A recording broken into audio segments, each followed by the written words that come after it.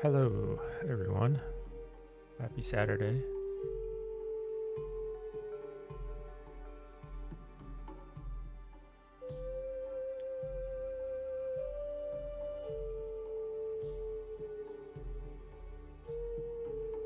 We're going to be doing some more texturing work today. Just let me pop a link in the Discord here.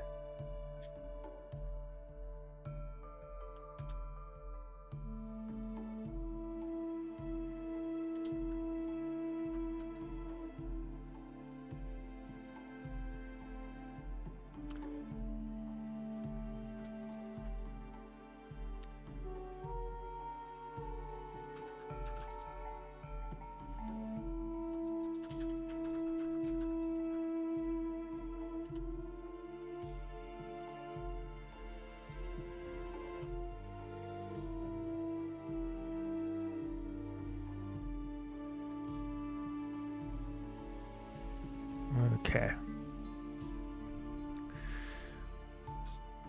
Link sent. The Codenator, welcome. Thank you. Okay. Let's get to it. How's everyone's week been?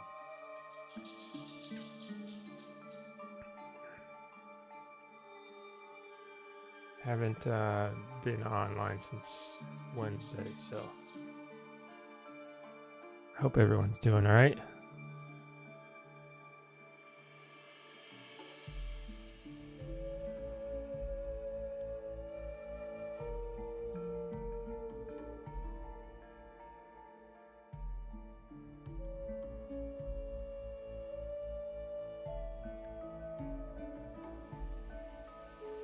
Link Warrior, thank you.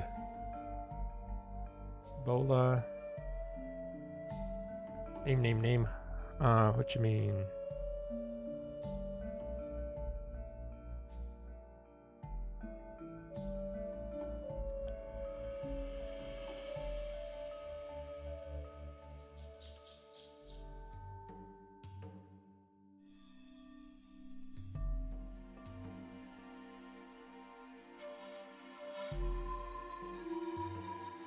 Making edits, just chilling.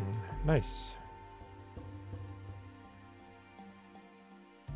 Nice chill Saturday is good.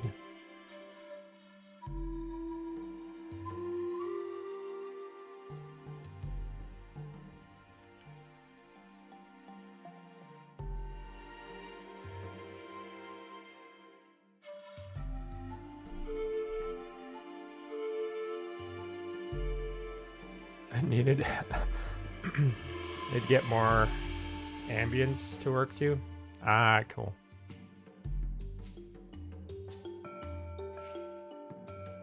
Summer holiday just started. Nice. That's always a good feeling. I feel like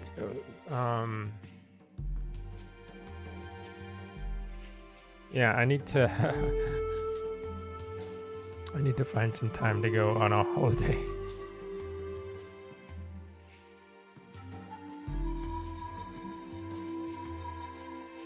I don't really go on holidays very much. Unless they're like work holidays that are like designated for stuff like Christmas and things like that.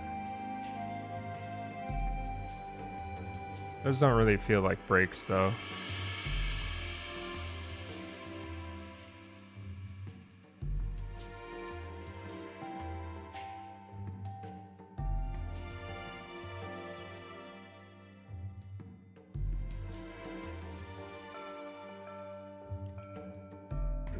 Raining. We get a lot of rain where I live. Well, in the winter, it's like constantly raining, constantly cloudy.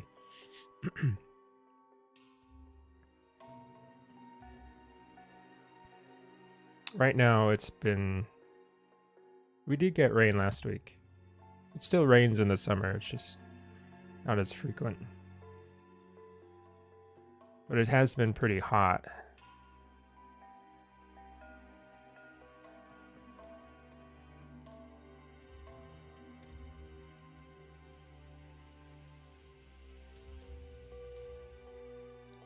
Yeah, don't usually go anywhere. Just nice to set my brain to off mode.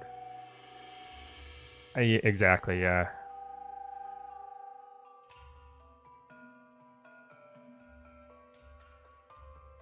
Maybe I'll do that for my birthday. Just take the day off and just do nothing.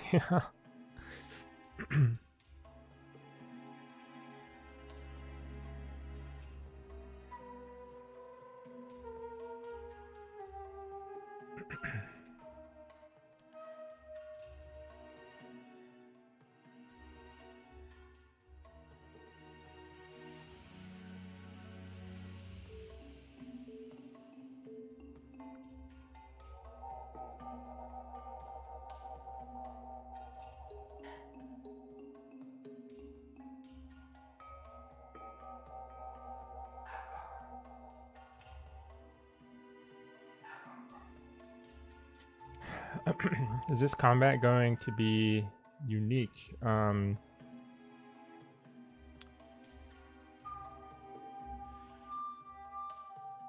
So I think each dino has their own unique skills and abilities. The way Furious was describing it, it seems like, so when a dinosaur first enters the playable space, right? Like when we first launch a dinosaur, their abilities and stuff are probably going to be fairly basic. But the more time we get to work on it, the more and more abilities we're going to be adding. So the answer is no. I don't think it will be just a generic like simple combat system where you're just like biting and turning and biting and turning and stuff, you know.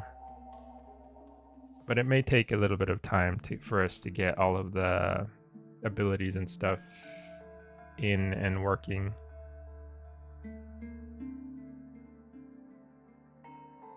Like for Puru, I think, you know, he'll come in with some basic stuff like a bite. Of course, like all his movement stuff, but the other abilities might not be there right away.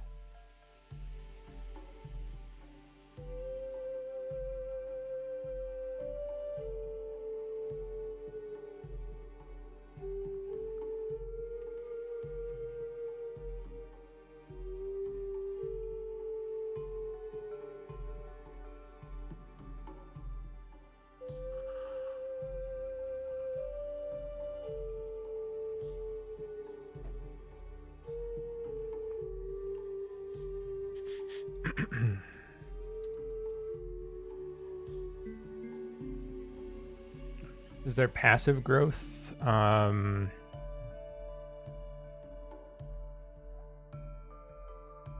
not sure what you mean by passive growth. I mean the dinos do grow. Or you mean like passive, like you can just like sit around and continue to grow? I don't know about that. Because that I think that was a thing in the Isle, right? Or like people would just like find a bush and then they would like eat something, find a bush, and just like hide in the bush until they were adults. Like they wouldn't even play. It was just all about like being AFK and waiting for your dino to get big. I don't think that's something we want to happen.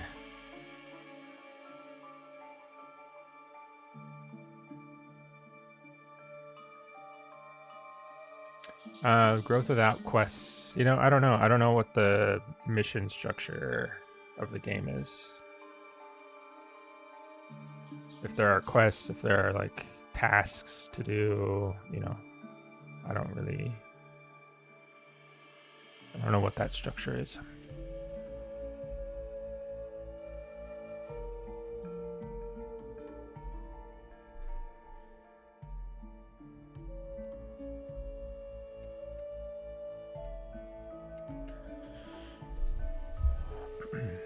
Your dino will get bigger over time, but I don't know if it's quest related. Like, you have to do so many things to level up, you know, a rung in the growth cycle or something.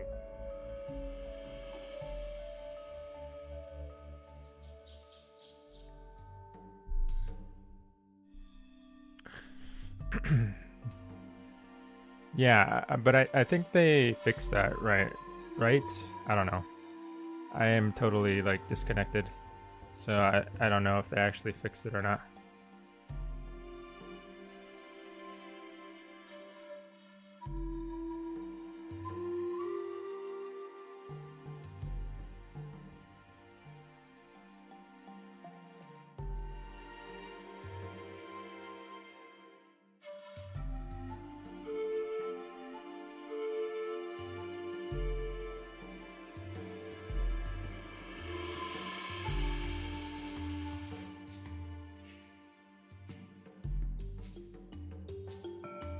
Oh, okay.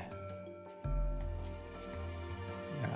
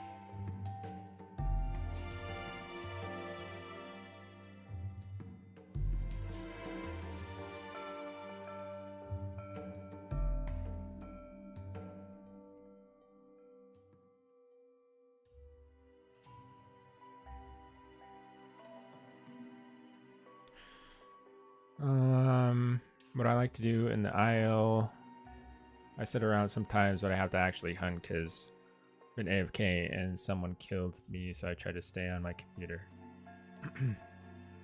Elder System does help a little bit with goals that take you around the map.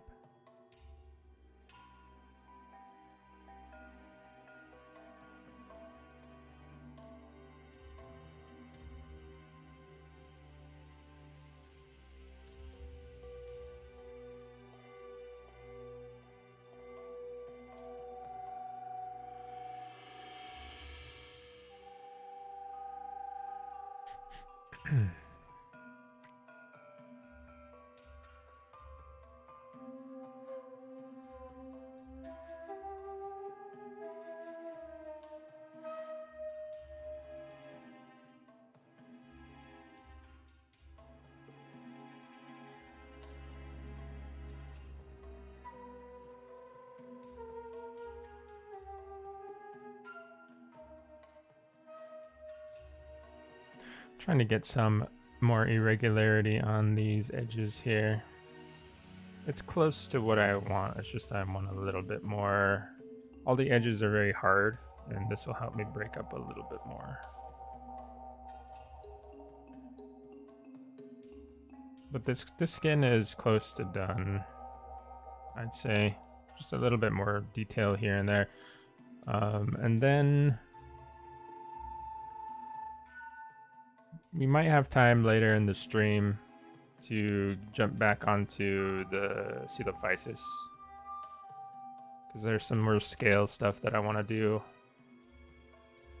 Or I have to do, actually. I got belly scales to work on. so can't really finish that model unless he's got all his scales. So we'll probably, if we have time, which I think we will, I'll go back onto the pseudophysis today.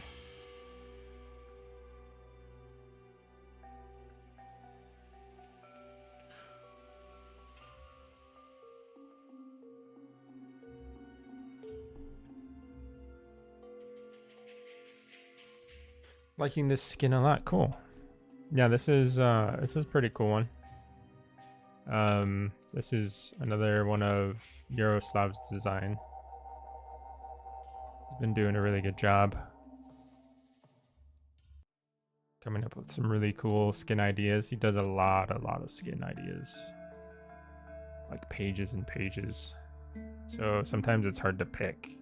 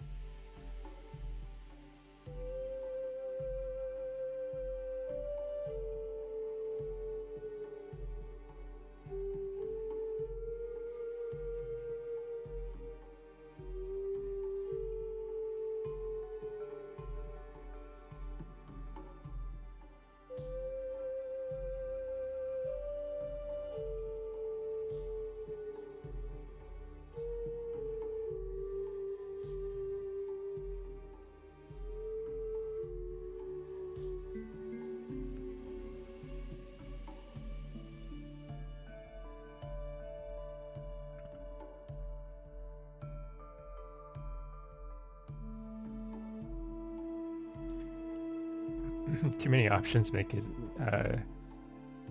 makes it easy to get paralyzed. Yeah, it can.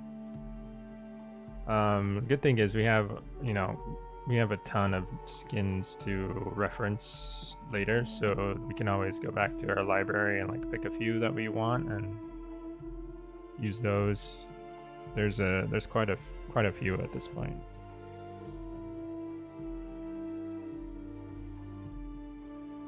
That is one thing about concept art and stuff like that, though, is it's good to give your clients options, but you don't want to give them like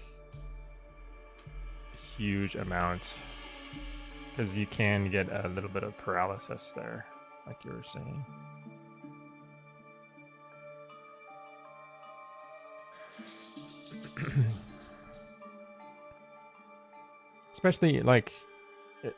especially if your client is like not artistically inclined, like if they're just, some sort of business person who's like just trying to get a cool design to work with,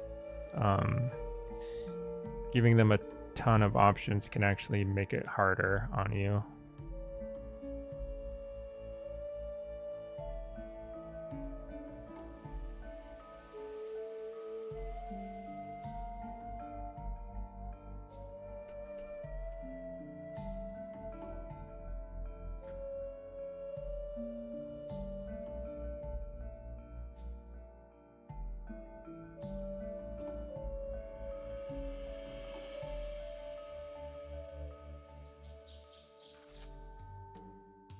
Golden rule of 3. 3 is good. I like doing like 3 or 6, depending. But 3 is a nice solid number.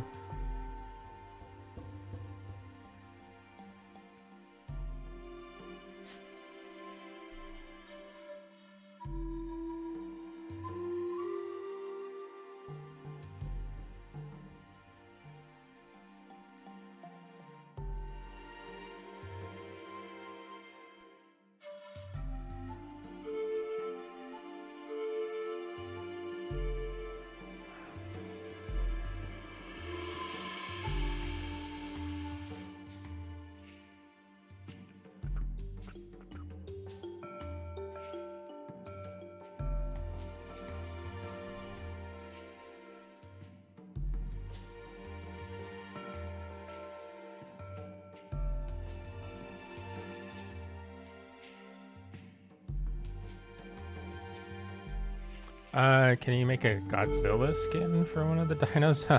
That would be... I think if any one of them would work, it'd probably be the Peru.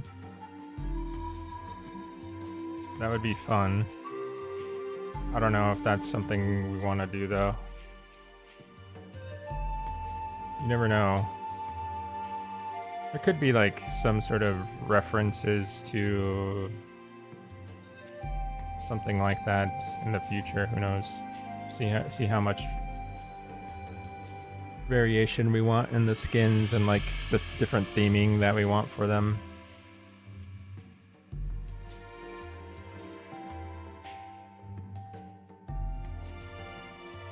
But that would be pretty cool. I wouldn't say no.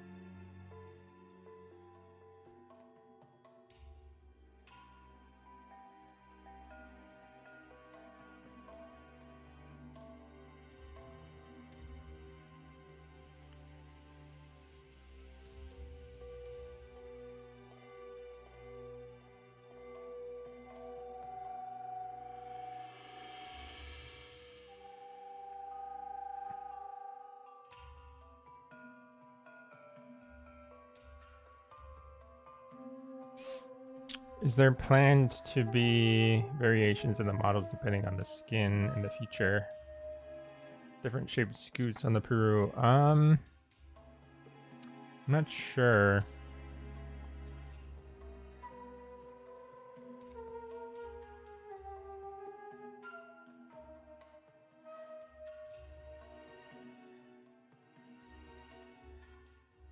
Yeah, I'm not sure about that.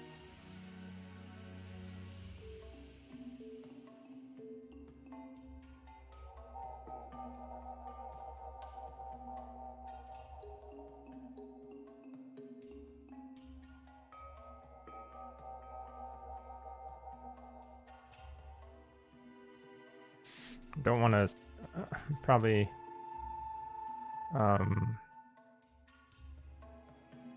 yeah, if there's something I don't know for sure, then don't want to get people's hopes up or say the wrong thing.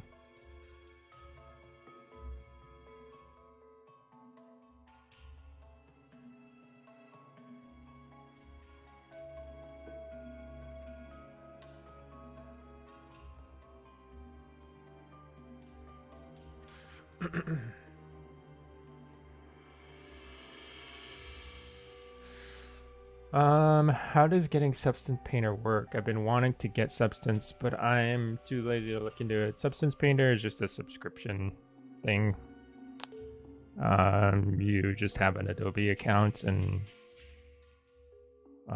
open up I think it's like $25 a month for Substance Painter, Substance Designer, and Substance Stager. So yeah, it's just it's a monthly subscription thing, and you just, it's kind of a bummer, but that's the cost of being a 3D artist, I suppose.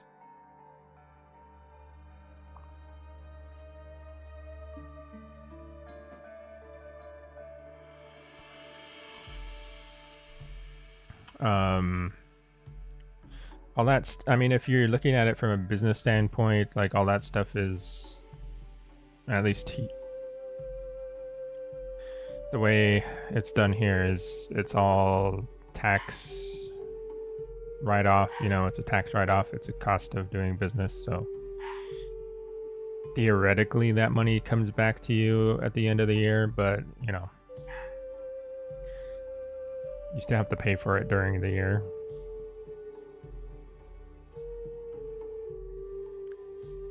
It's not my favorite thing, I'll tell you that. I've talked about it on stream before. I'm not a huge fan of subscription stuff for programs.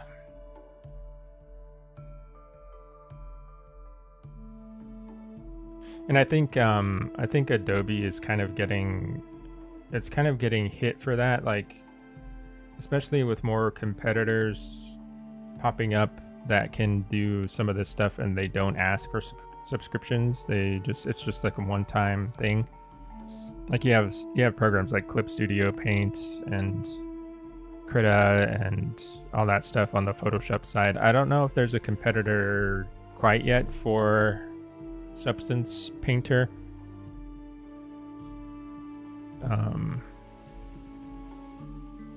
But the more and more competitors like that pop up, I think the more and more people will start to shift over to different to other solutions. I mean, I've been using Photoshop since I started learning how to paint, digitally in high school. And, I really like Photoshop, but even I'm getting annoyed. And if I find a good solution, I'm not going to pay for Photoshop anymore. Honestly, the only reason I use it at this point is because I have to use it for work. Because they use specific, like, what do they call it? Like, we have a bunch of assets and Adobe libraries and stuff like that link to each other and like all that stuff. So you kind of have to use Adobe tools to utilize all that. So for that reason, I still have a subscription. But if I didn't have to do that, then I would be out. At least for the Photoshop stuff. The Photoshop bundle is a lot more expensive than the Substance Painter bundle. It's like $60 or something like that for Photoshop and like all of the creative suite stuff.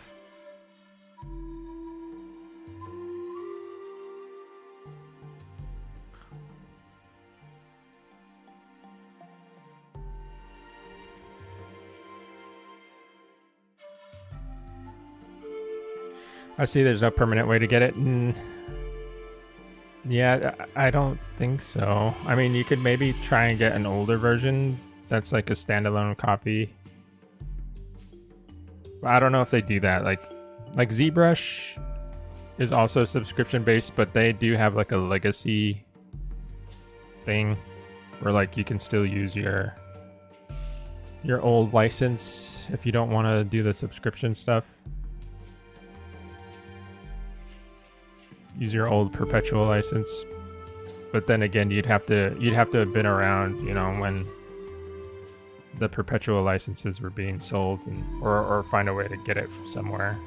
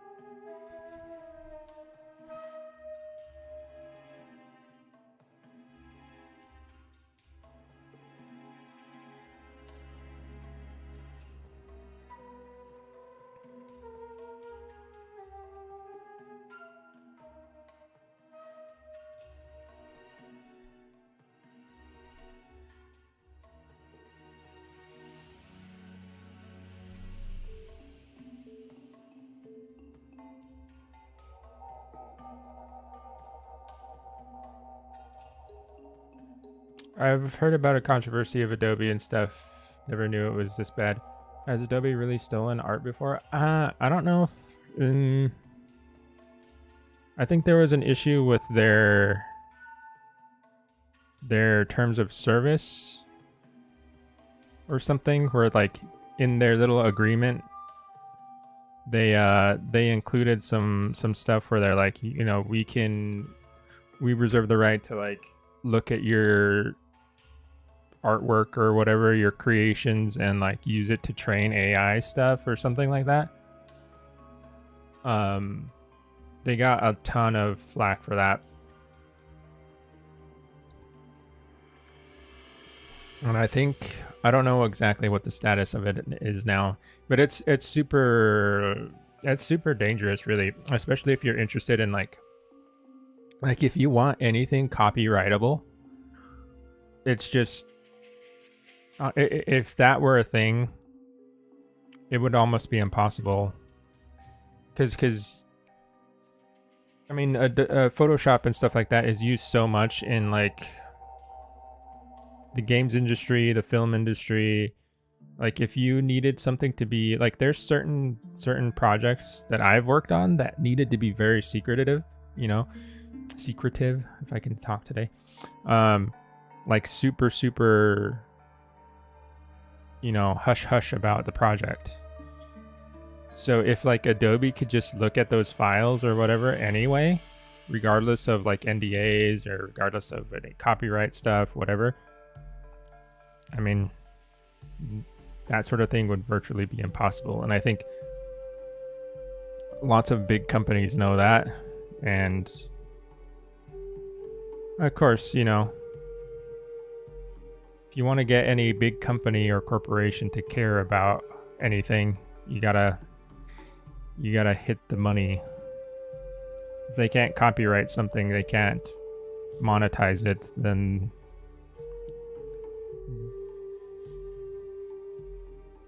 you know, they'll start caring pretty quick.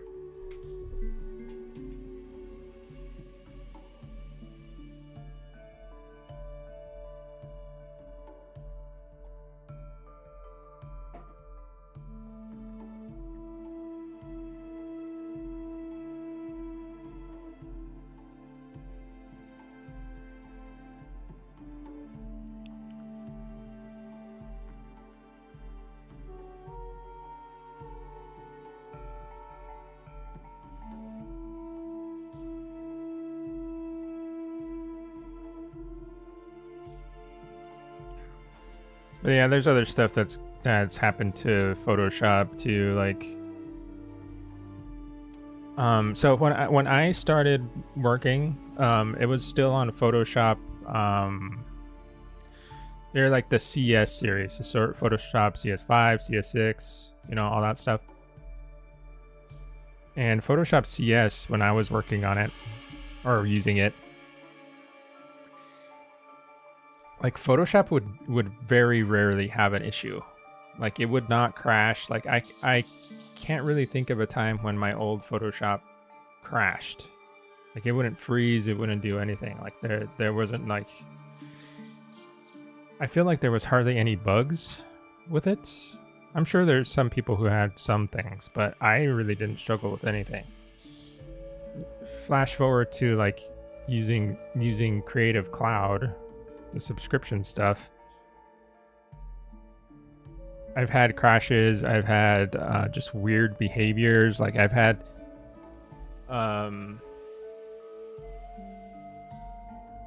like if you update sometimes you don't even have a choice. Like sometimes it just auto updates.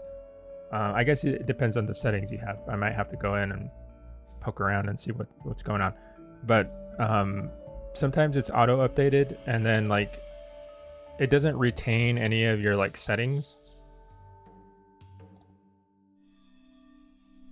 So you have to go back in and like format everything and readjust everything.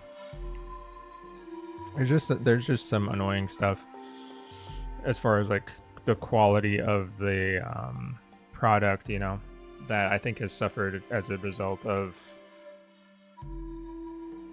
you know, whatever they're doing out there.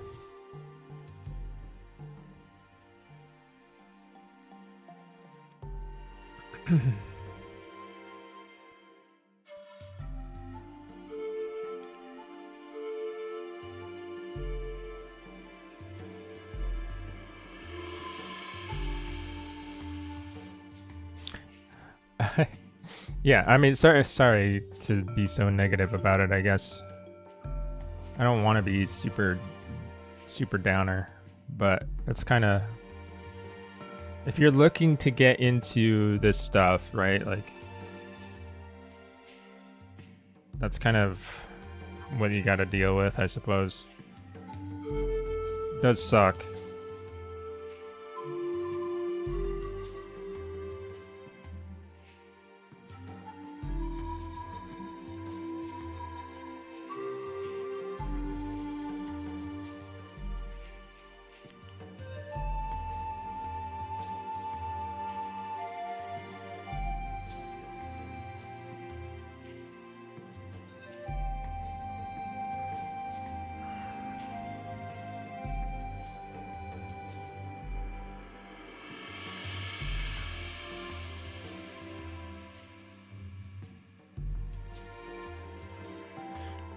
I guess I would say, you know, if you're looking to get into all of, you know, this stuff, the concept arts,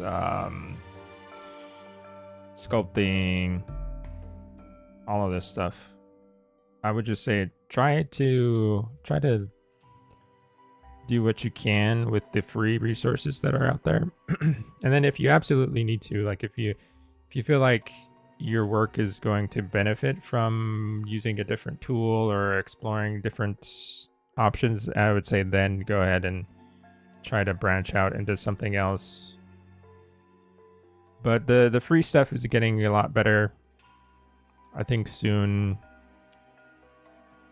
we'll start seeing really comparable competitors to all of the you know, the, like, I guess mainstream software or like industry standard software that we're all used to. I hope.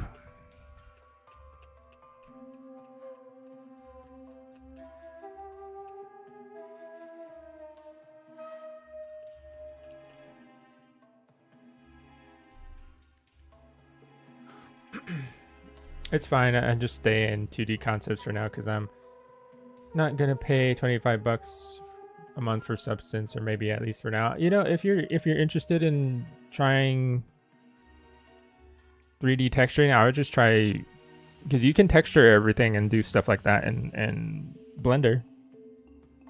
You can pretty much do everything I'm doing in here in Blender. It's just there. It's just different. Like I don't know exactly the setup, but you can definitely do all of this.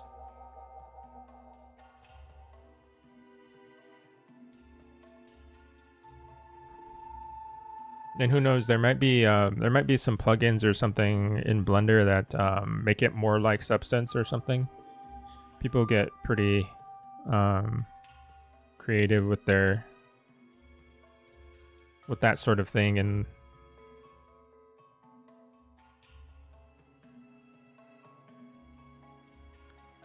make some cool stuff.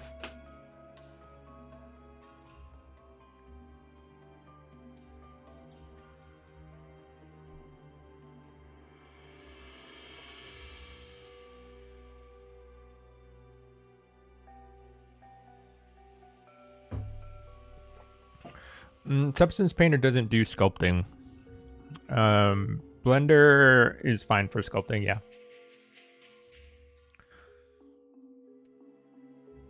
You should be able to get pretty good results with just Blender.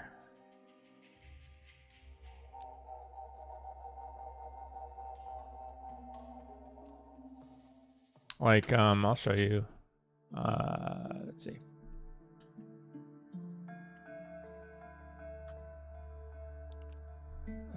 Let's see if I can find him. This is a friend of mine, and he does all of his work in Blender, I believe. Where is he did a pretty cool T-Rex. It's pretty detailed too. It's got like tons of scale work, and I don't know if he textured it in Blender, but he might have. Let me see if I can find it though. Yeah, I think he did texture it in Blender. This is Matt Dempsey. Did this T-Rex. Pretty cool stuff. I think he did all of this in Blender. And like, I don't know, if you're interested, I would just go look up his Instagram or Twitter, ArtStation. But like, if you zoomed in, like all of these little wrinkles and stuff, they're all scaly. He's gotten a lot of detail in here. So I think that really does show that Blender is a viable route, you know, if you wanted to use it for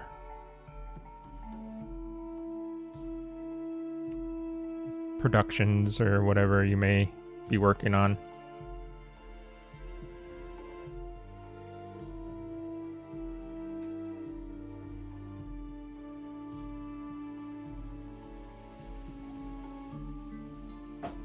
Yeah, it's a really good sculpt. You did a really good job.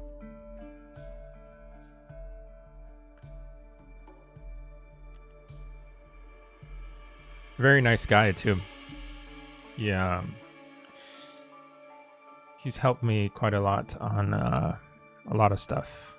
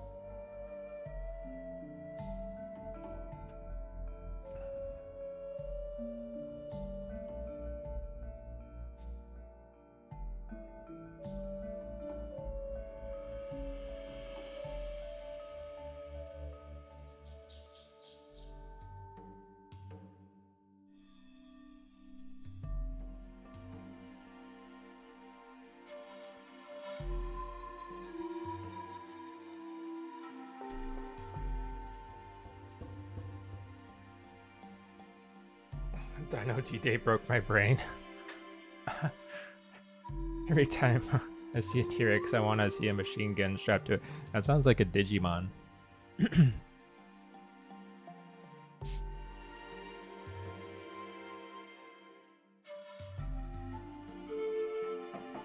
Where'd you get the background music? The background music was composed for the game.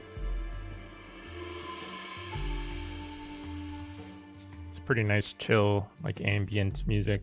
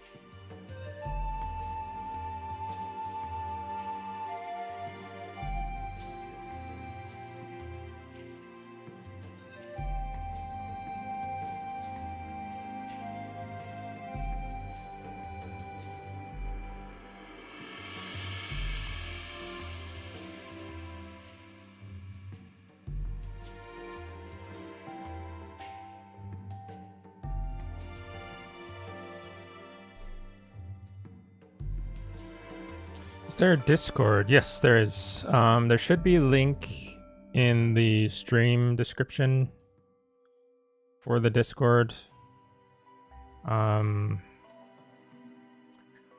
Someone was saying last stream that they were having trouble with the Discord link, so try it out. If you have trouble with it, let me know and I'll fix it.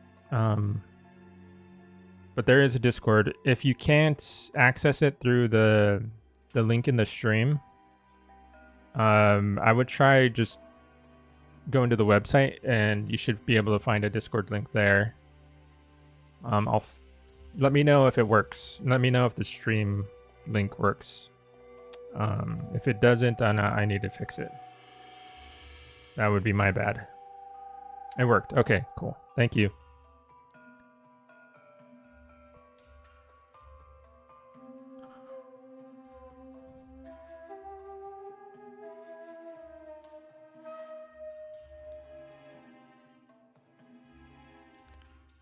Yeah, I was worried about that, and I tried to remember to.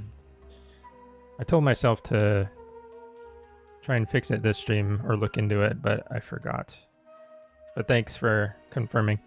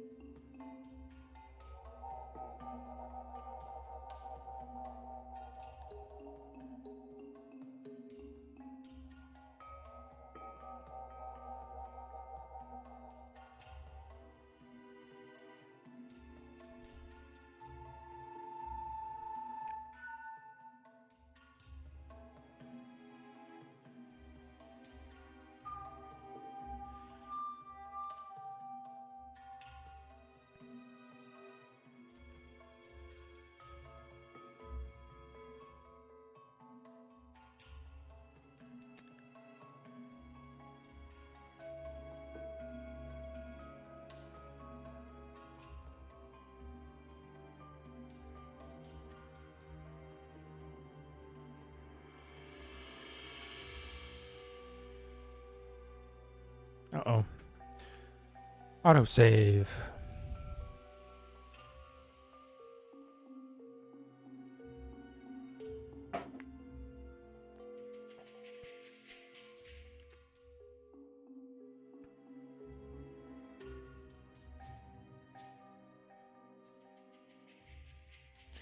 Could you release Echoes of Extinction on PS5?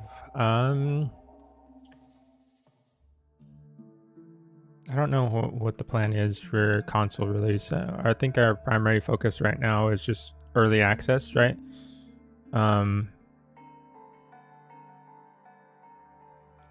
So I wouldn't be able to tell you. That's not really my realm.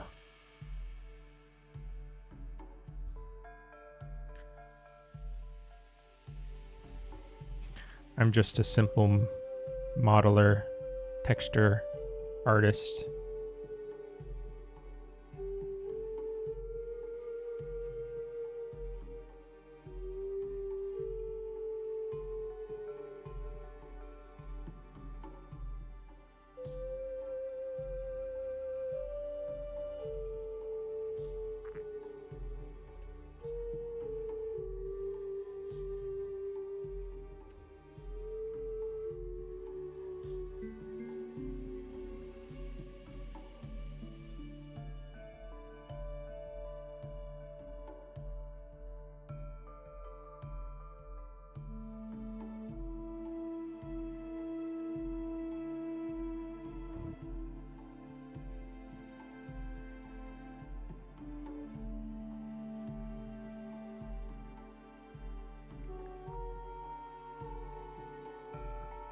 That is too much breakup, so I can delete that. This.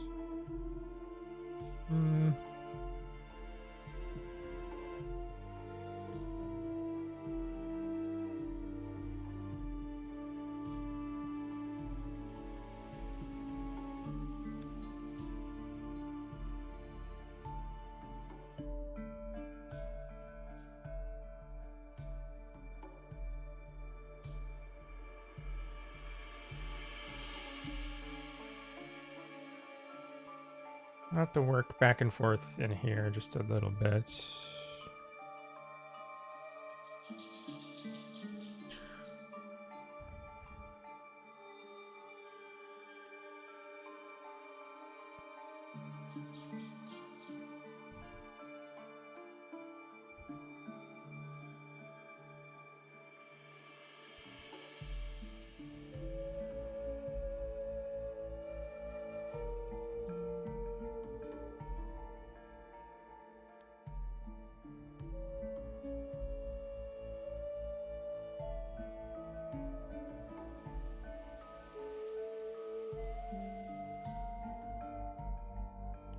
I think that looks better. Just a little bit of like repainting in these areas.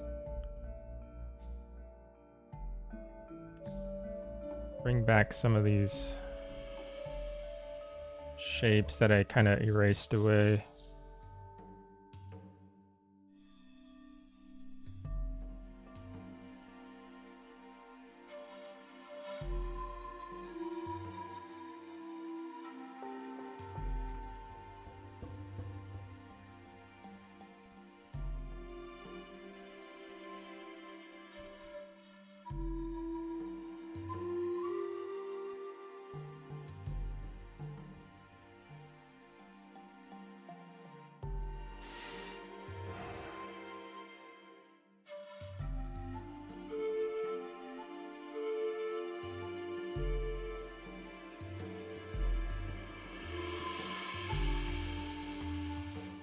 Light looks really nice on this skin.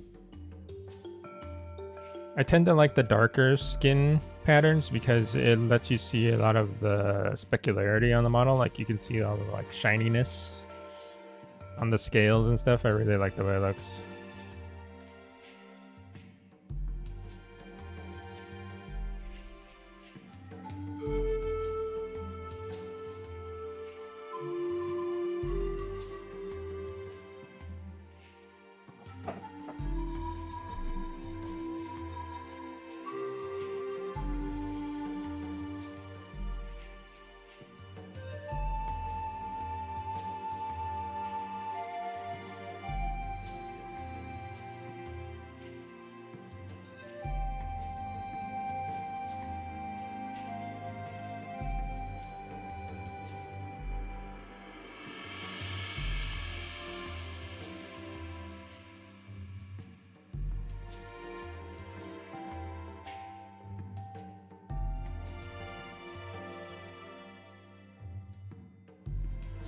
Like the color in between the scales. Yeah, that's a really cool touch.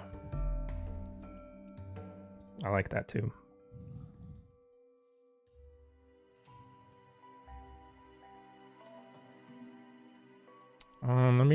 I gotta turn the mouth color back on. I think I'm gonna have to change the mouth color. Let's see.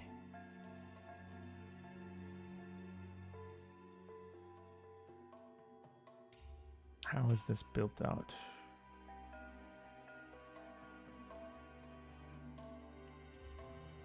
This is the gray tone. I think it's just this color that I need to swap out. In the concept art, the color is like more of a, it's a darker tone. Let me see, I gotta bring it up.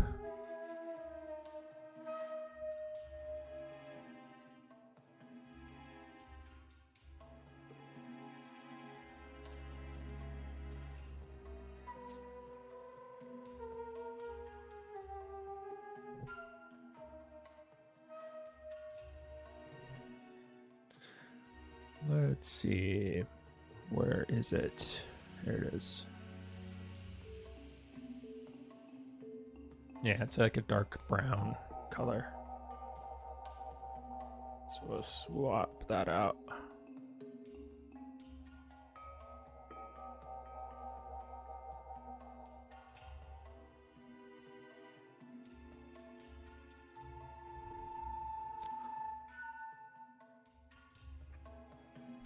It is very, that is very dark. Let me see, let me double check on the base color.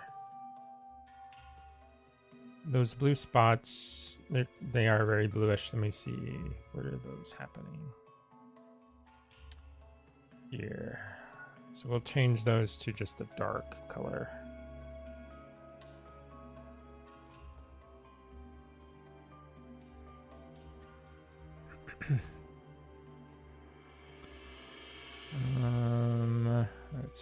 Let's see.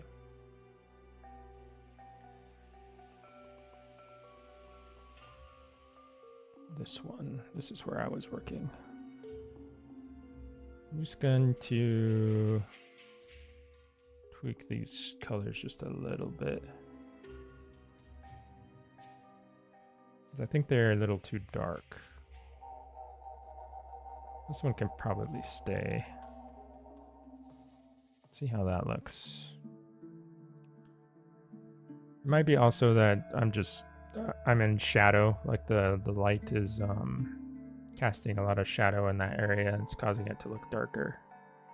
That looks pretty cool. I like the color variation. The spots look nice. I think I need to blend it out. Need to blend out the mouth just a little bit.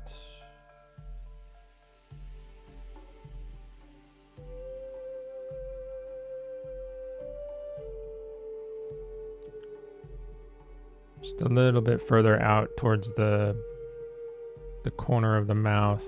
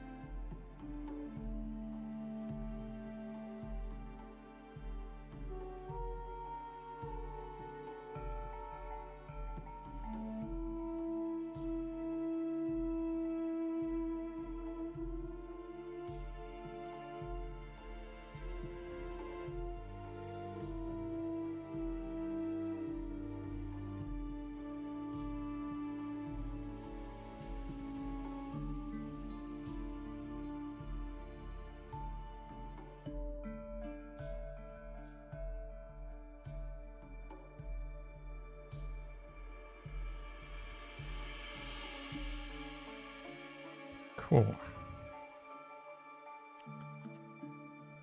Let me take a look once over on this guy.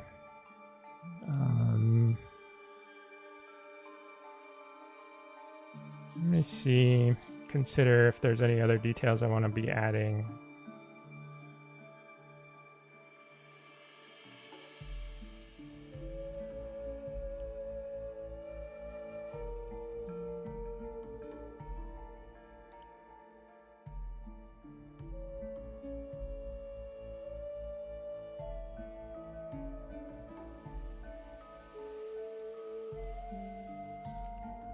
Says mouth claws. Where are the claws?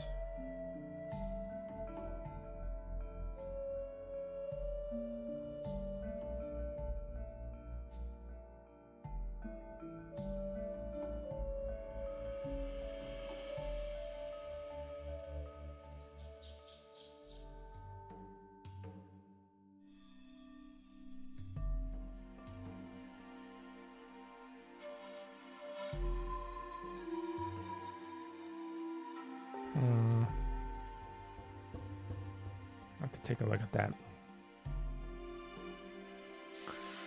All right, let's take a look at this base color here.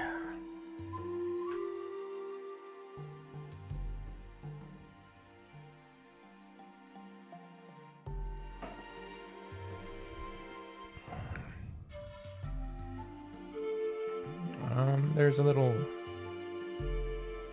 touch-up area here on the back. Where's that color? This one.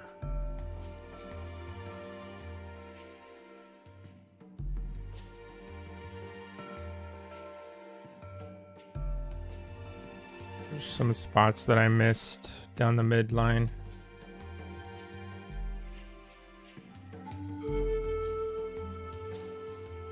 Welcome back.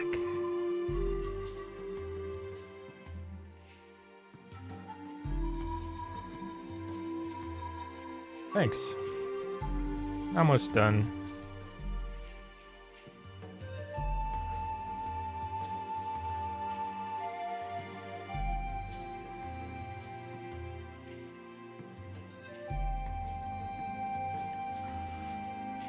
Just a few little details.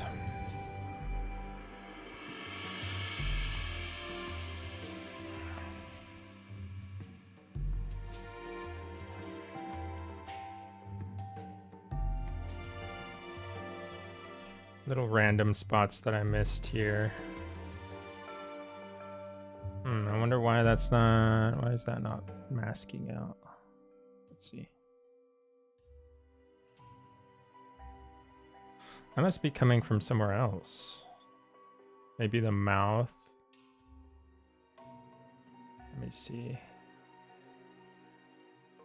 Where is this coming from? Yeah, it's the mouth somewhere. We got a little bit of overspill right here.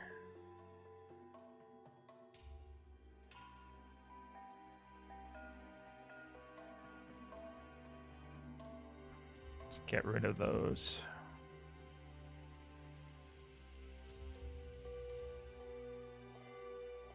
Okay.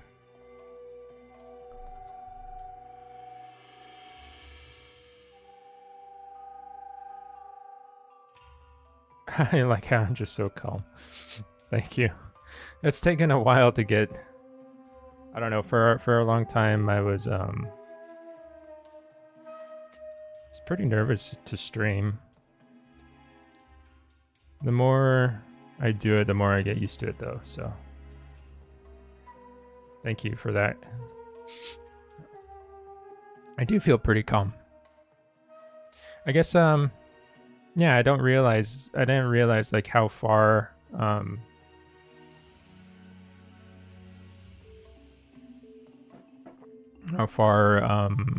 come, I guess, or like, just like how much more used to streaming in front of people I have gotten. Yeah, it's a cool thing to notice, like just the evolution, I guess.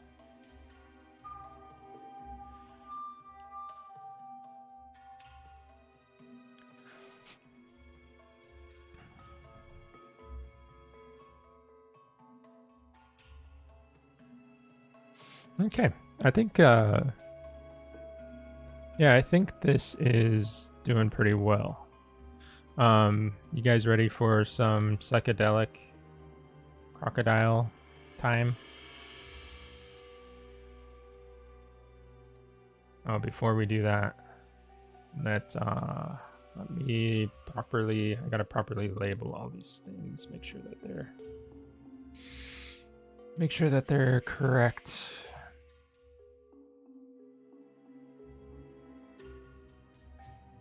This is out of order, but I guess as long as I remember where it is, we should be fine. Okay, so here we go. We got some neon croc.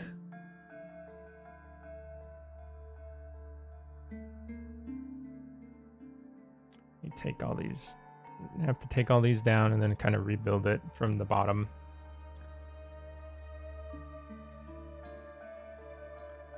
So this will be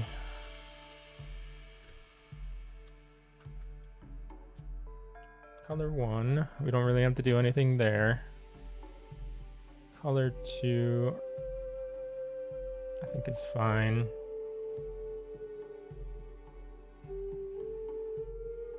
And then next we have color 6.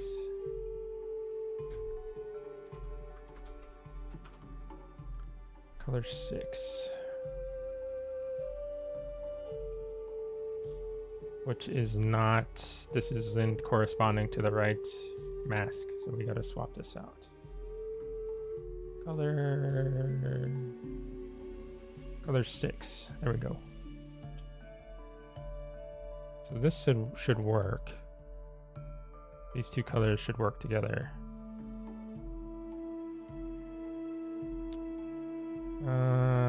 Color 1, color 2. Gotta make sure I'm naming stuff right. Color 6. This is, let's see. So it should be color 3. Color 3. Does this work?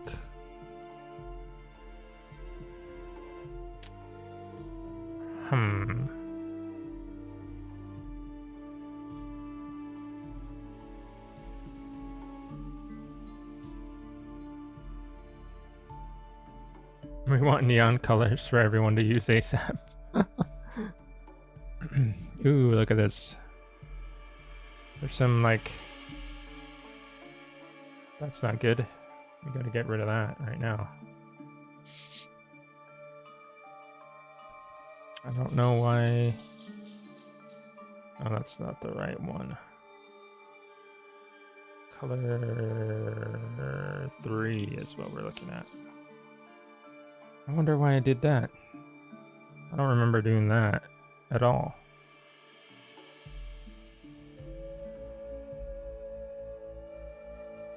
Get rid of that now.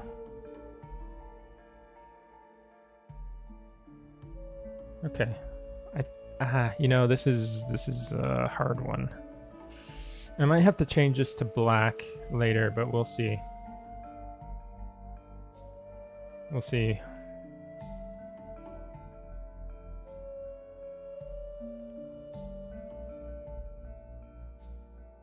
You know what? I think we do have to change this. We do have to change this to black. So we'll swap this down here. This will be color 3, I guess.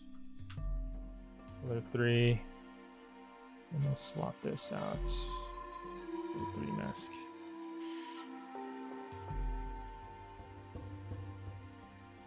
All right, so we are at color 3, color 4. What is color 4? Color 4 is...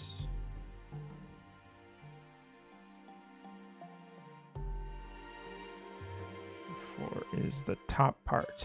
So we can do something else with that. So ooh, this is an interesting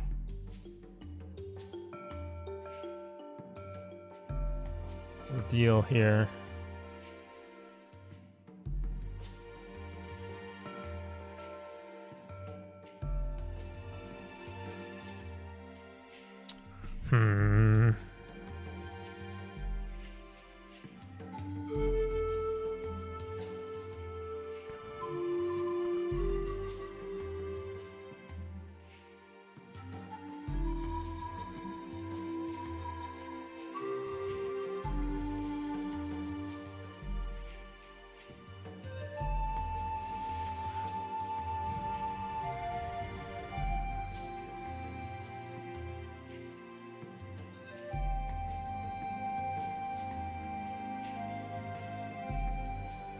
Okay, I think I might have figured it out.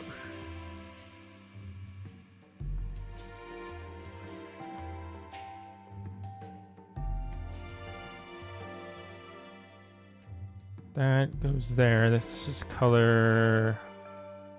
I'm gonna move this up. That would be color 7.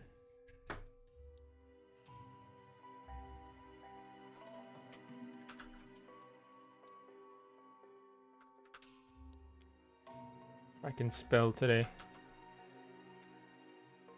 Color 7. This.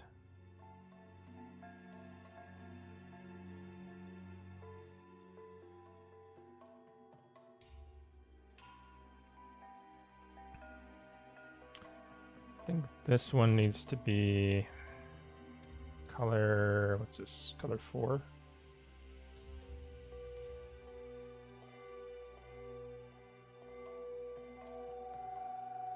Yeah, that works. And all we're missing is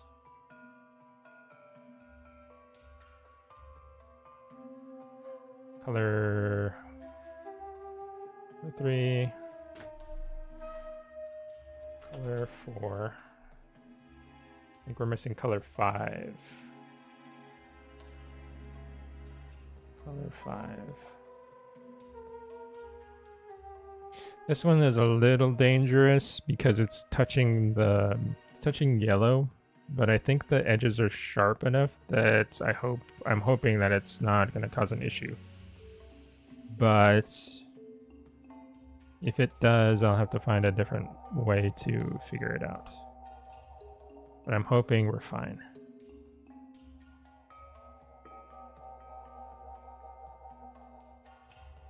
A little bit of cleanup.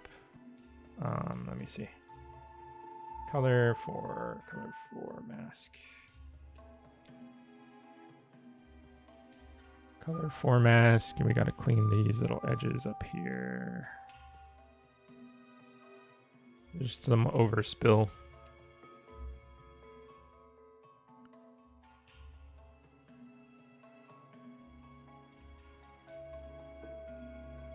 Sure, that's nice and clean. Sometimes it is, I don't know, it's kind of nice to just work in these crazy colors because you can see a lot of stuff that otherwise you can't see. There's just so much contrast. Like I didn't notice that those little tips there were like not fully colored. So it does kind of help. Looks insane, but you really want to clean up your masks. You can do something like this, I suppose.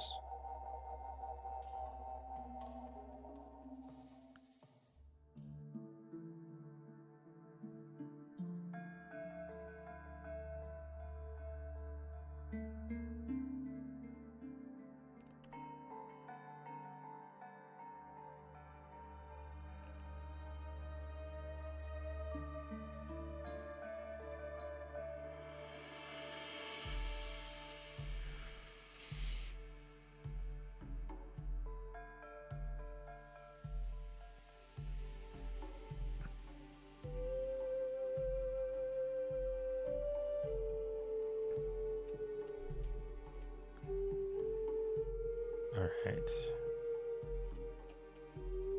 Is there any other spot that I need to fix? RGB Crocs would be a menace. Like I was talking about this probably one of the other streams. Did you guys ever see or get any of those Jurassic Park toys? They had like crazy colors, crazy neon colors on them. Jurassic Park Chaos Effect, I think, is it was like the little series that they had. This kind of reminds me of that. It's like crazy bright colors on a dinosaur.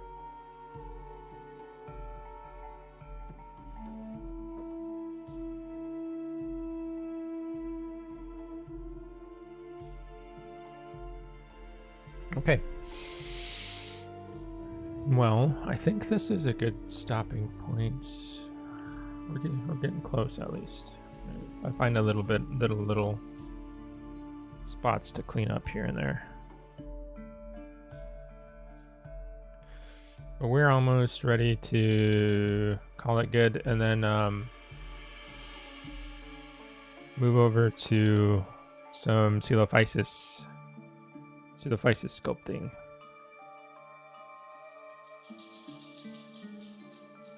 Got some scales to finish up on him.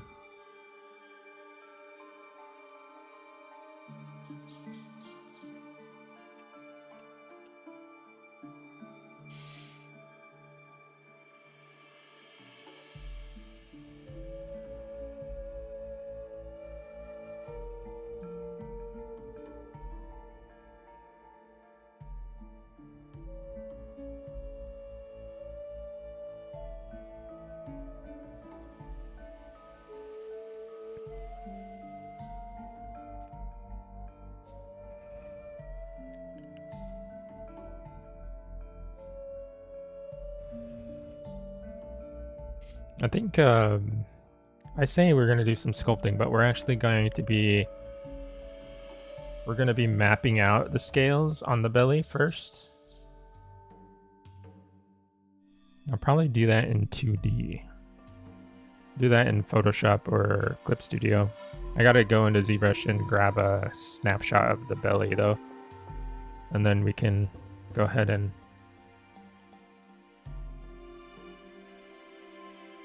get to mapping.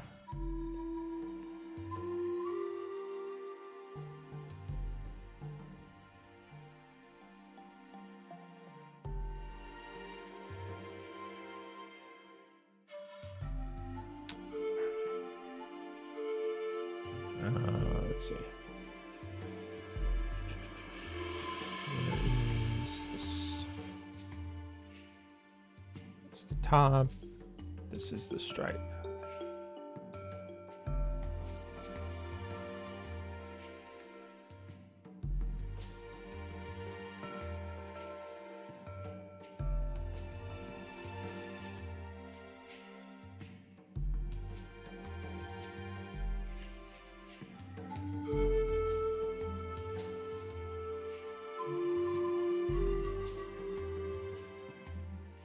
Oh, okay. It's actually this one that I'm...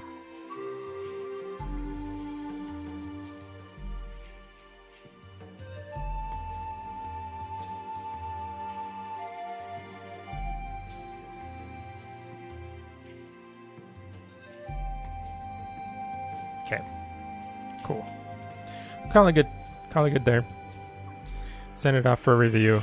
You need to make any changes, I'll come back and make whatever adjustments I need to make. Cool. Let me go ahead and transition to ZBrush real quick, and we'll get started on the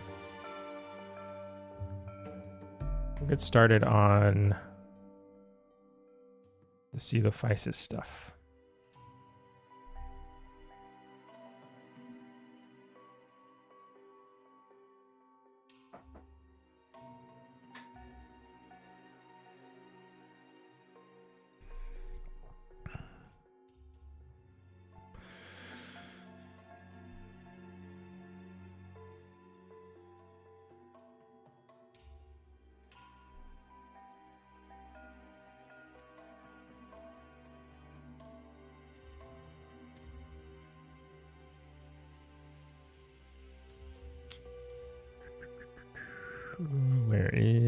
Where is the coelophysis?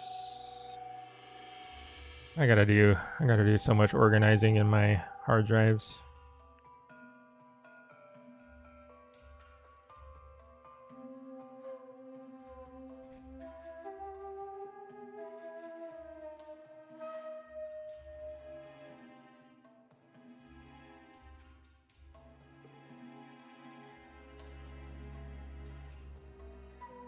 Okay.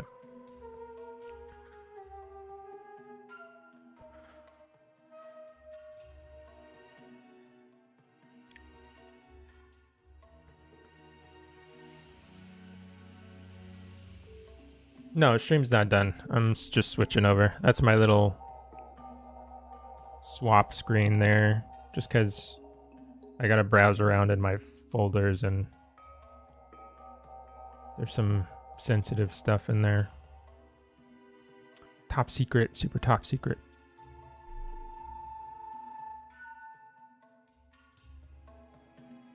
Okay, so this is our Celo. Last time we worked on him, we did all these scales. Still got some scales to do on the face here. But what I'm really wanting to do is I need to get the belly scales laid out and worked on. So that's what I'm gonna map out right now. What's the best way to go about this? The best way.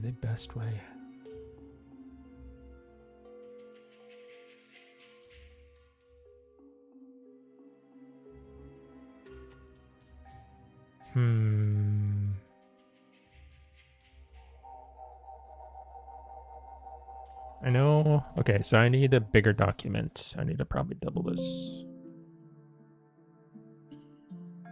Get more resolution in here.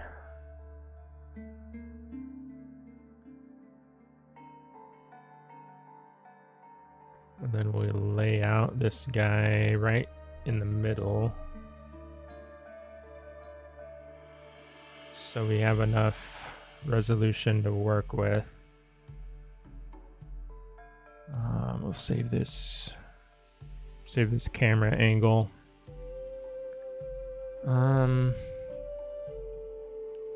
I need to hide some geometry.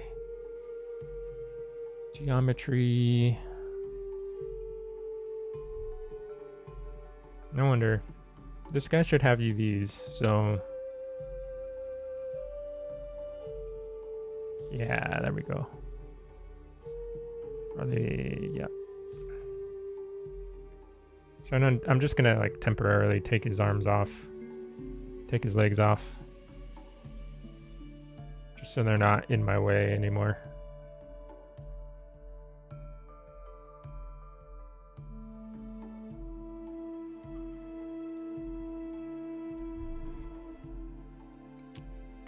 See the Physis looks way more detailed than since I last saw it. Thank you.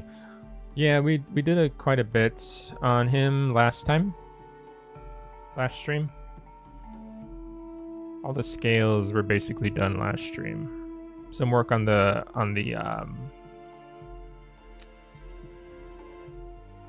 what's it called?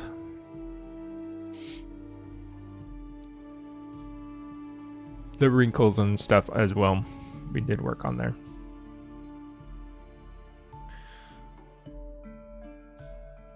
There we go.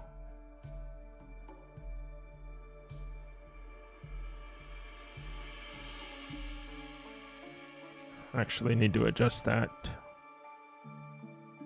So this should work. And then I'm gonna have to switch my screen again, guys. Sorry. Give me 1 second. I'll be right back. I gotta export this document.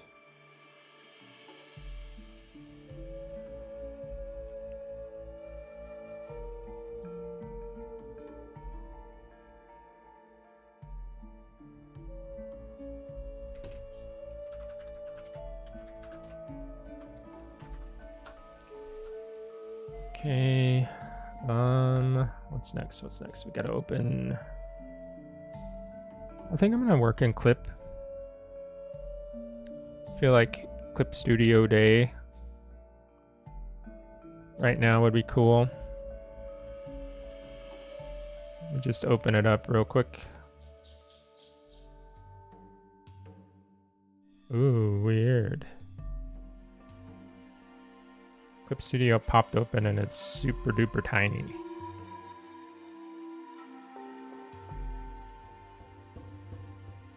That's okay.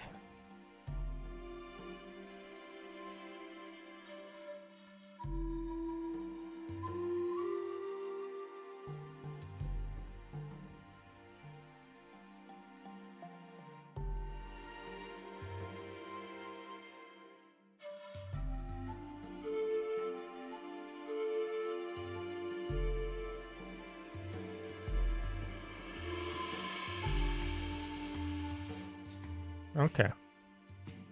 You should be seeing the Physis now in Clip Studio.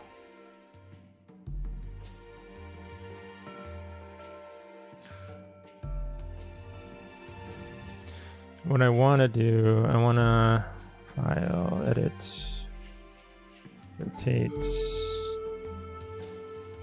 90.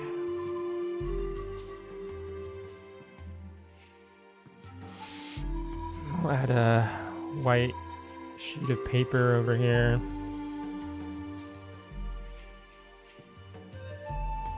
And I gotta throw a symmetrical ruler on there.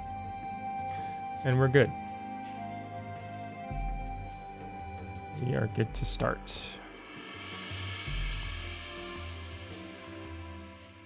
So these scales, I'm gonna do like kind of sort of crocodilian scales. They're going to be a little bit bigger and a little bit more rectangular than the other scales that you're seeing on the body. So that's why I'm choosing to do it this way. For me at least, these types of scales are a little bit harder to do than these ones. Just because they're more, I'd say they're more like structured. Like these are hard to do sometimes too, but they're more random-y. They're easier to like, they're more flexible. They're a little bit more forgiving as far as like, if you want to blend them together, if you want to change sizes, if you want to like, you know, you can do a lot more with them because they're tinier. Their shape is a little bit more irregular. These ones are, the more structured the scale gets, the more, I guess, planning you need to do. Like if this were like a fish or something with like the very regular rows of scales, that's also one of the harder things to do. I would be very careful about planning out those types of scales if we were working on something like that, which we do have some fish. We have fish in the game. So we may be working on something like that.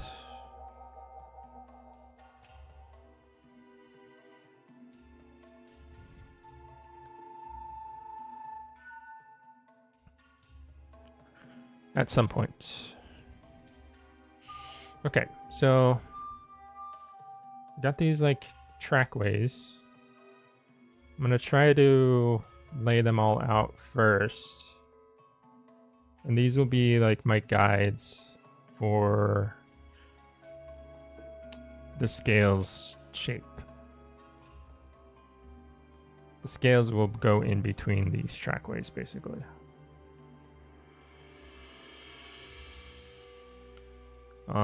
It's a pretty, once you see the pattern in like crocodile belly scales, it's fairly easy to lay them out. It just takes some time. But essentially the pattern is, they're pretty big in the center. The trackways are pretty regular. Sometimes you get some interesting like crisscrossiness like that, but it's pretty it's not very often. And then the more it gets to the side of the body, the more it like subdivides itself. So it goes from one trackway to smaller to 2, and then it'll go to 4. And that's how you transition into the smaller scale sizes, because it'll start like a scale here, and then it'll go to 2, and then the scales get really tiny over here, and that's how you blend it out. You'll see how it comes together.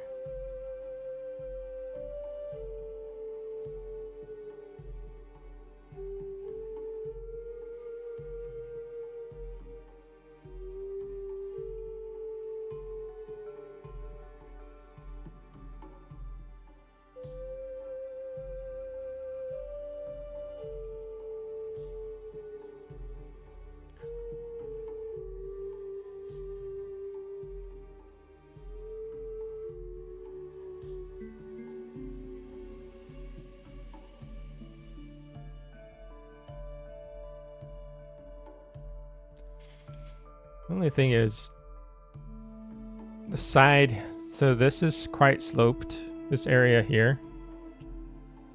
So I might be doing some hand sculpting there anyway, just because the projection from the image is not going to deform well there. Projection usually it's only really good if you're camera is like flat to the surface you're projecting to, or as flat as you can make it. And this isn't very flat here.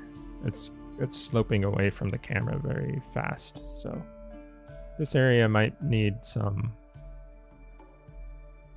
adjusting. Let's see how our trackways are looking.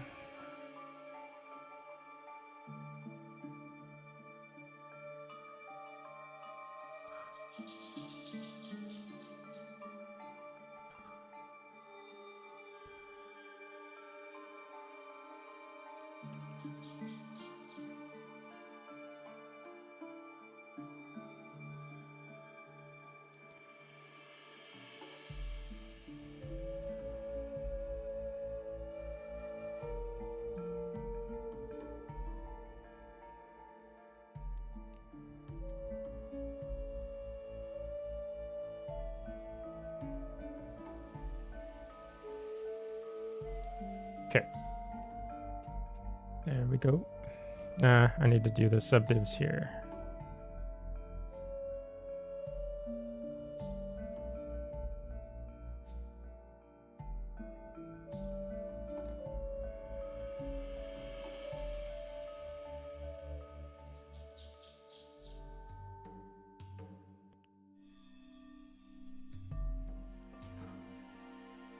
Okay.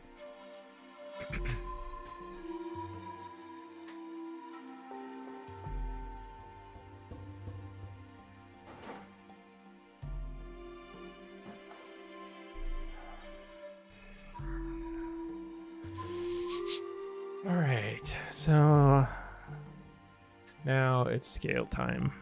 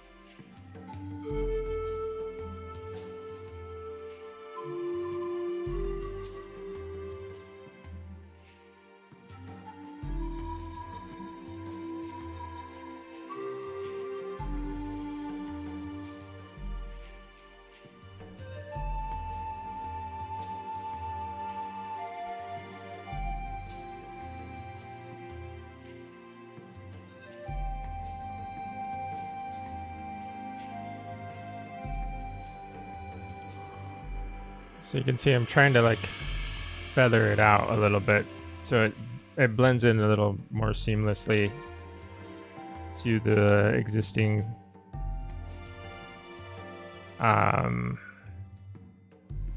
scales that I already have there.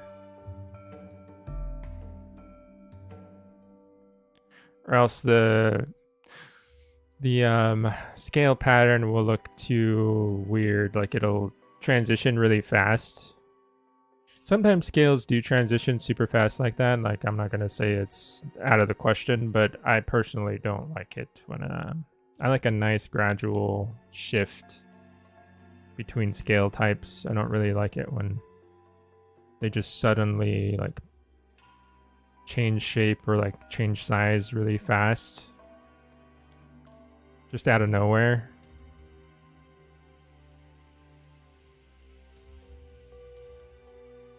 Depends, you know. There are definitely scenarios where you want to do that, but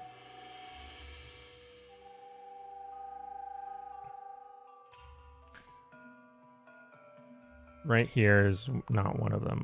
I'd say.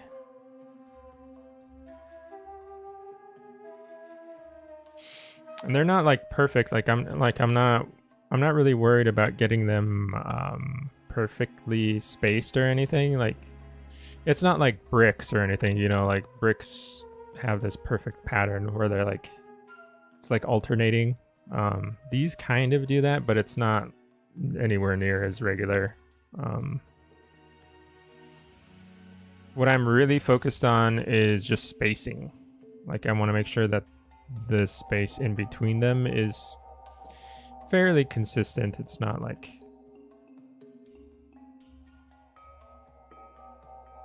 it's not getting like super wide or super narrow. It's staying fairly the same. That way, you know, let's see. If I take all this stuff off, if I isolate this, I should be able to just, we'll see how good I did here. I should be able to just select it and then invert the selection and then fill. No, that's bad. See how it filled in all of it? We want,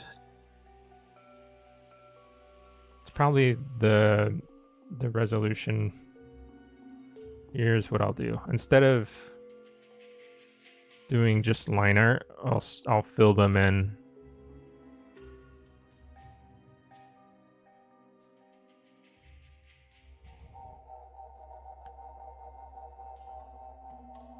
I think probably if I gave them more resolution, it would probably work. But the edges are just too fuzzy in this area. But that's okay. I probably should have been doing this anyway.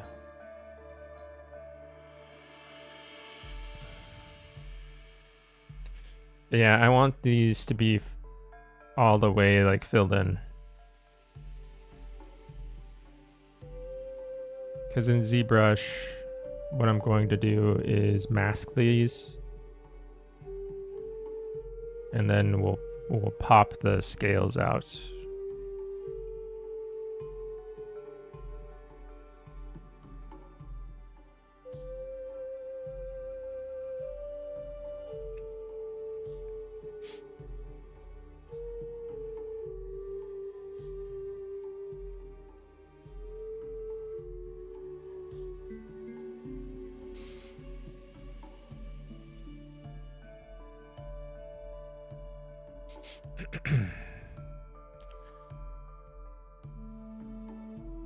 Let's throw this back on.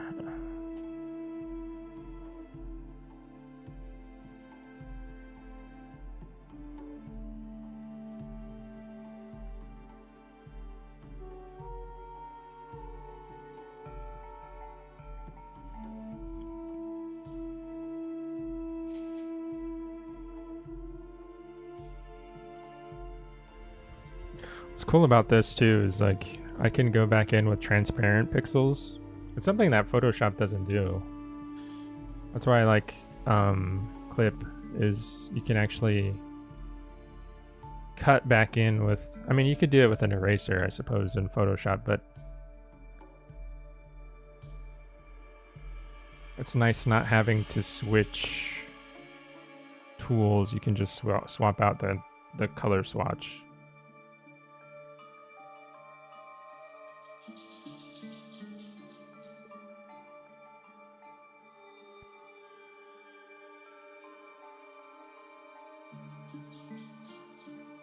Okay.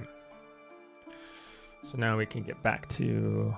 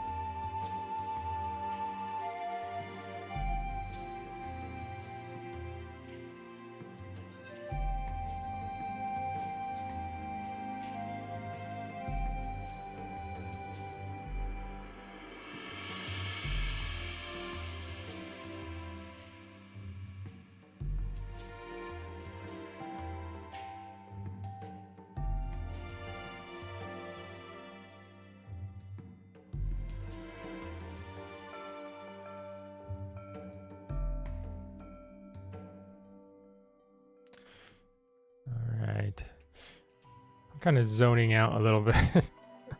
That's kind of how I get when I do scales like this.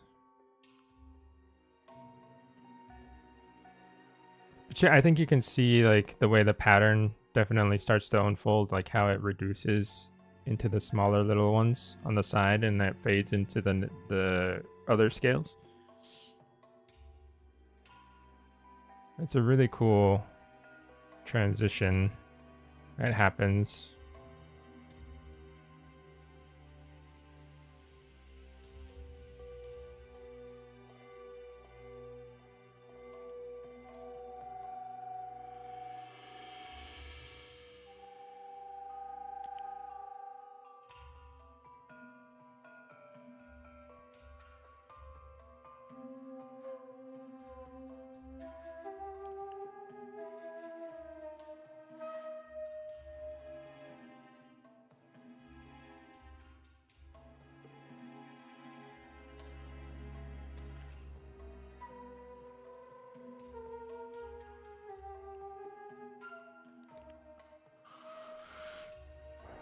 Okay.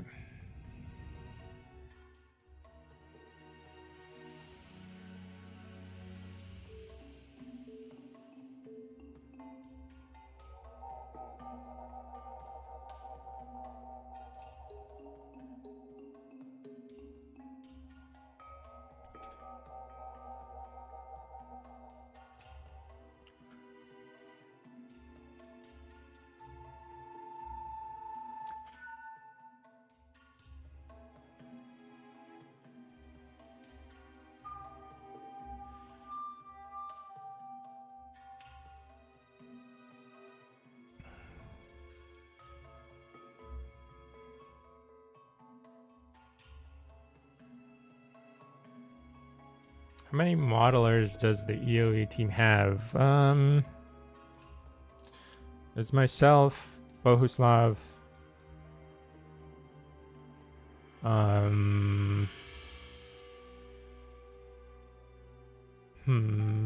Suna does environmental models. I think there might be a couple more that work on like props and environments as well.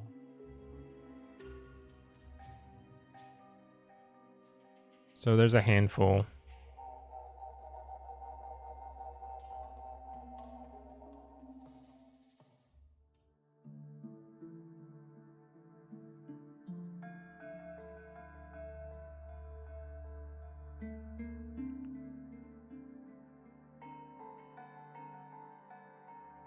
But yeah, as far as like dinosaur stuff is concerned, it's mostly me and Bohuslav working on those guys.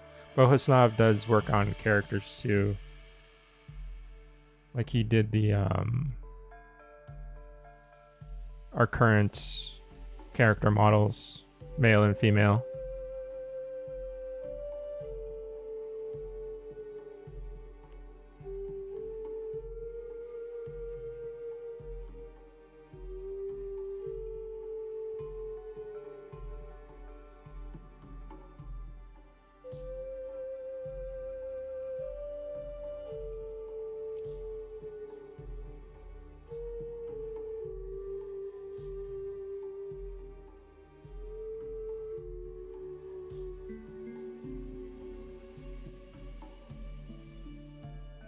I mean, a lot of us are like multi-disciplined though, because like Sadek, she does animation, but she also does sculpting and texturing too. So like she worked on the original Eocarcharia and the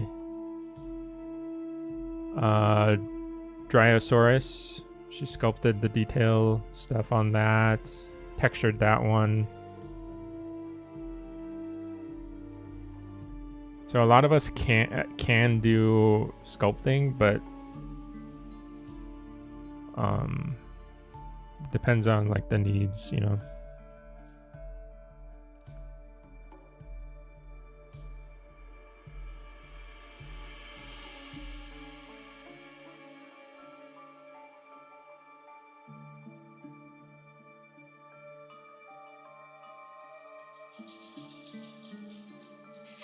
Playables look really nice. A little different from other dino games, I feel. Oh, cool. What do you, I'm just interested. What do you feel like is different about them? Or like what stands out to you?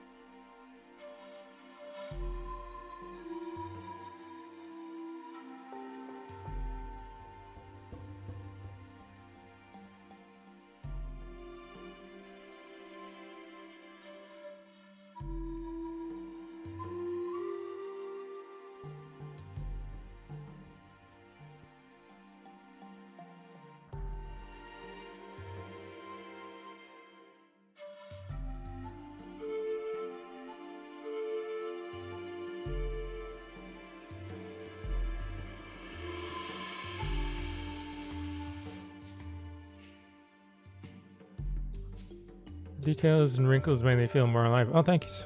Cool.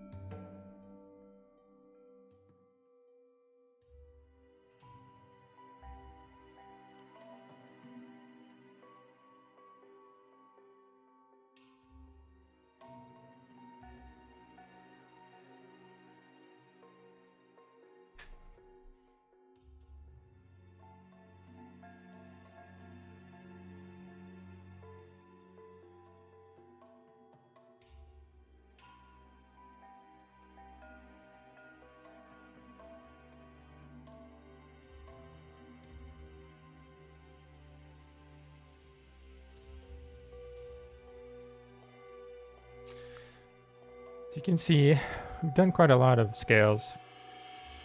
Once you like get the flow of it, it actually doesn't take too much time. You can actually fill a whole fairly big area of scales just doing this sort of thing.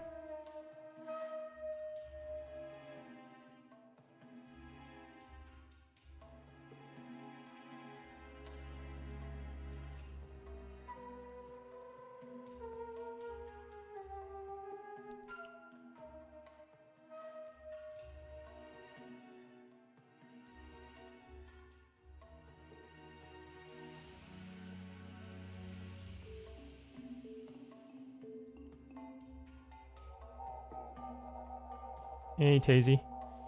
No, don't worry.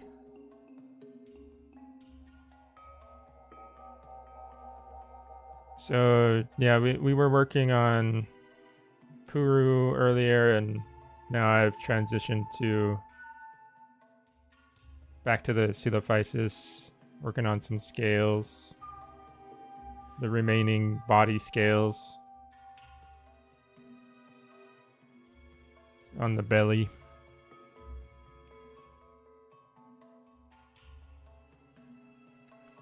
We're about, I don't know, quarter of the way.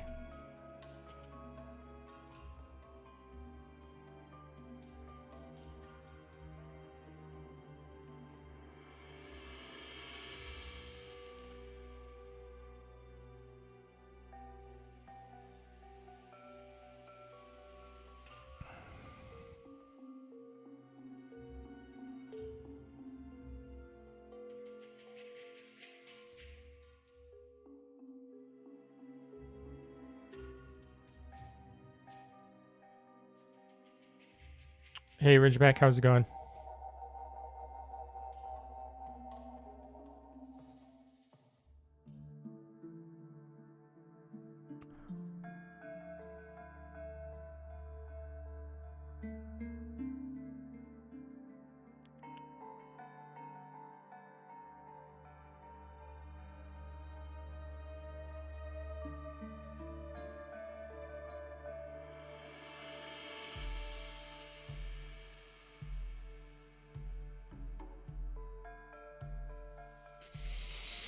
Doing pretty well. Just kind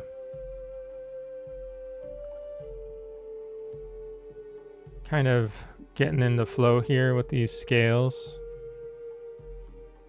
It's one of those things that's, well, it's like with most repetitive tasks, right? It's like can be very meditative sort of thing.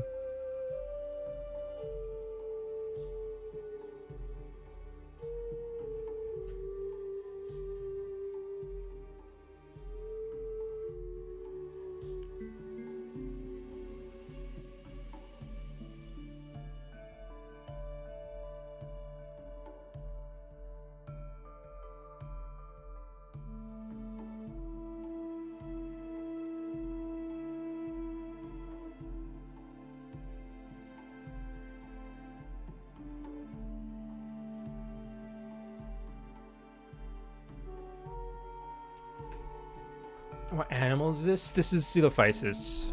I'm working on the belly scales, but you can see him here. If I zoom out, he's got his legs chopped off right now, but it's Coelophysis.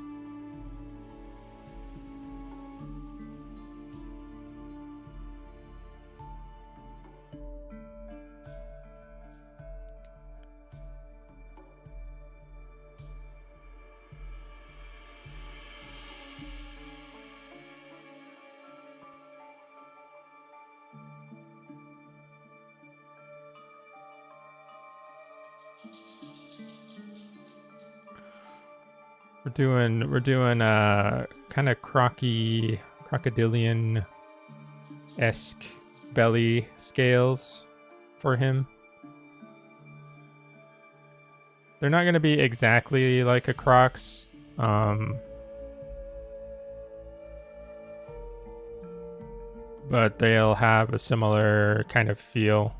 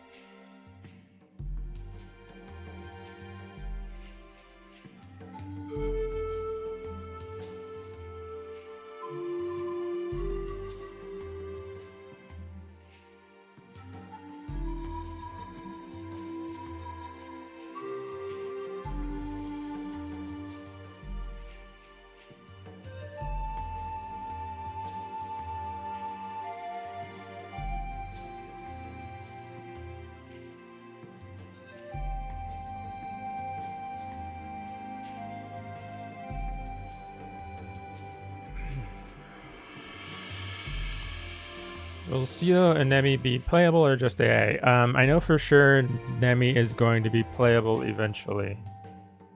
Silophysis I am less sure about. But Nemi will be playable.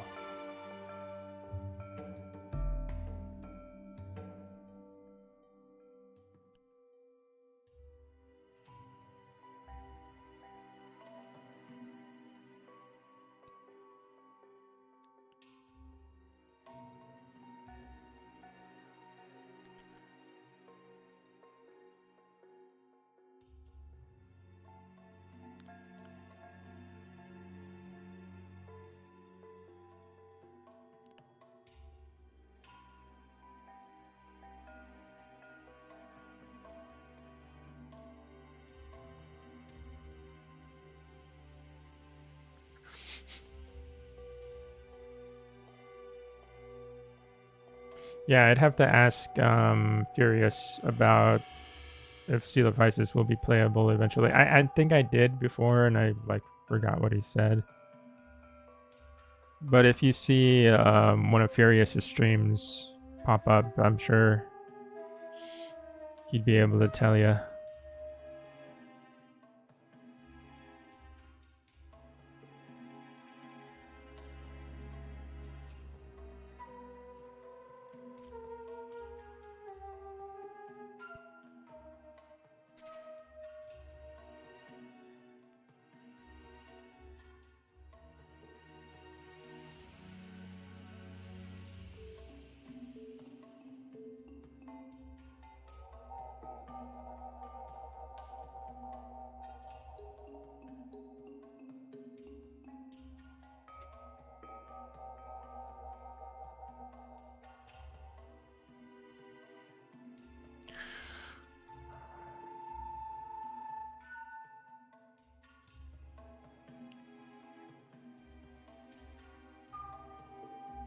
Around what time of Furious streams?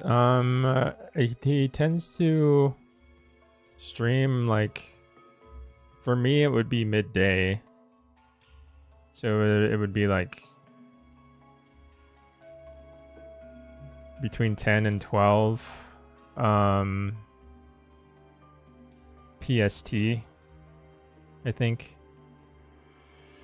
I don't know when his next stream will be though.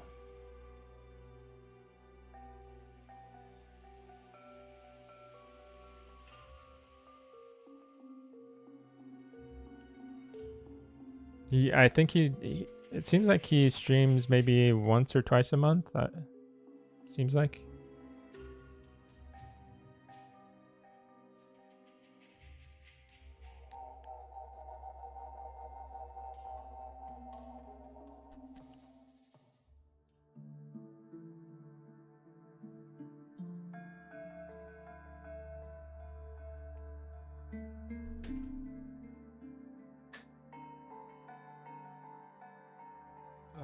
Okay. Alrighty, everybody. I'm gonna have to head out. I think I'm at my 2 hours. So the next few weeks might be a little sparse on streams from me. I'm going to be moving at the end of the month, so we have to prepare for packing and actually moving and unpacking, all that stuff. So you may not see me for a bit. I'll try to jump on if I can, but it might be a little bit chaotic for the next few weeks. So just keep that in mind. Yeah, I think that's the only announcement I really have. Thanks everybody for coming to the stream today, checking it out. Hope you have a good weekend. I'll see you later.